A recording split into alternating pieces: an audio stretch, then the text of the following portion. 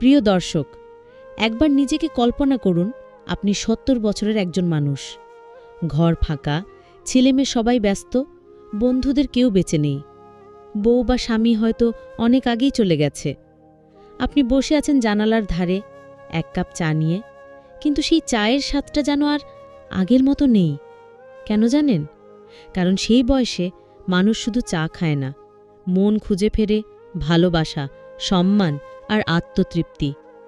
আজকের এই ভিডিওটা তাদের জন্য যারা নিজের ভবিষ্যতের কথা ভাবে, যারা বৃদ্ধ বয়সেও বাঁচতে চায় প্রাণ ভরে, আর যারা জানতে চায় কিভাবে বার্ধক্যকে রূপান্তর করা যায় জীবনের সবচেয়ে সুন্দর অধ্যায়ে।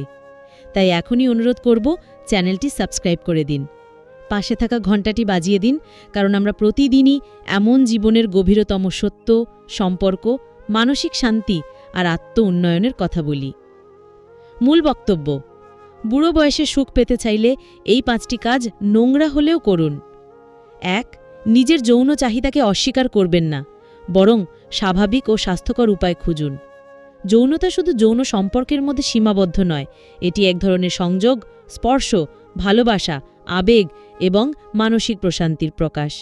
সমাজে একটা প্রচলিত বিশ্বাস আছে যে বুড়ো বয়সে এসব ভাবা লজ্জার, কিন্তু আসল সত্য হল যৌনতা মানেই জীবনের প্রতি আকর্ষণ।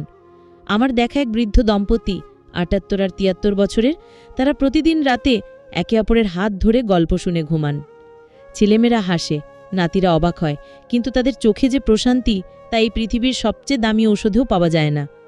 বয়স বাড়ার সাথে সাথে আমাদের দেহের চাহিদা কমে যেতে পারে, কিন্তু মন আর হৃদয় কখনো বয়স্ক হয় না।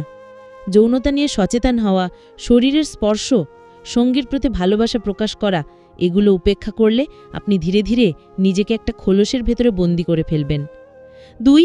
নিজের শরীরকে নগ্নভাবে আয়নায় দেখুন, শরীরের প্রতি শ্রদ্ধা শিখুন। আয়নার সামনে দাঁড়ান, নিজের মুখ, গলা, বুকে হাত, পেট, হাঁটু, পা সবকিছু পর্যবেক্ষণ করুন।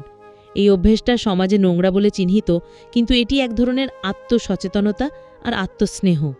আমার এক আত্মীয় ছিলেন, ৬৮ বছর বয়সে সকালে প্রতিদিন আয়নার সামনে দাঁড়িয়ে নিজেকে বলতেন, আমি ভালো আছি, আমি এখনো বাঁচি, অনুভব করি, স্বপ্ন দেখি।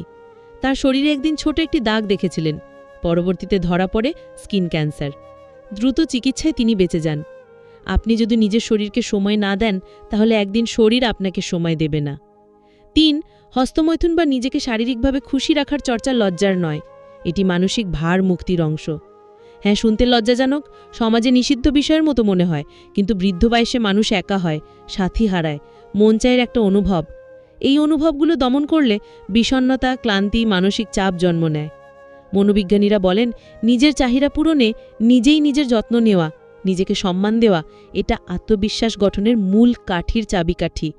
আপনি যদি মনে করেন এটা নোংরা, তাহলে আপনি নিজের ওপর অন্যের দৃষ্টিভঙ্গি চাপিয়ে দিচ্ছেন।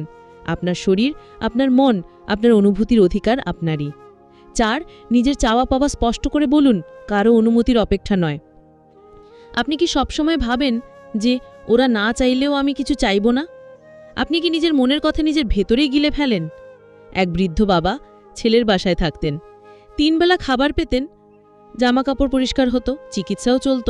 তবুও একদিন তিনি বললেন, আমি মানুষ নই রে বাবা, আমি যেন একটা যন্ত্র। জিজ্ঞেস করলাম, আপনি তো সব পাচ্ছেন। তিনি বললেন, আমি চাই মাঝে মাঝে ও এসে জিজ্ঞেস করুক, বাবা কি লাগবে তোমার? আপনি যদি নিজের চাওয়া প্রকাশ না করেন, তাহলে দুনিয়া কখনো জানবে না আপনার হৃদয়ে ঠিক কী ঘুরছে। নিজেকে বোঝান, আপনার ইচ্ছাগুলো অপরাধ নয়। ৫. চোখের জল আটকে রাখবেন না, সময় মতো কাঁদুন, মন হালকা করুন। অনেকে বলেন কাঁদা মানে দুর্বলতা, কিন্তু আসলে কাঁদা মানে হালকা হয়ে ওঠা। এক বৃদ্ধ মা প্রতিদিন ছাদে উঠে একাই আকাশের দিকে তাকিয়ে থাকতেন।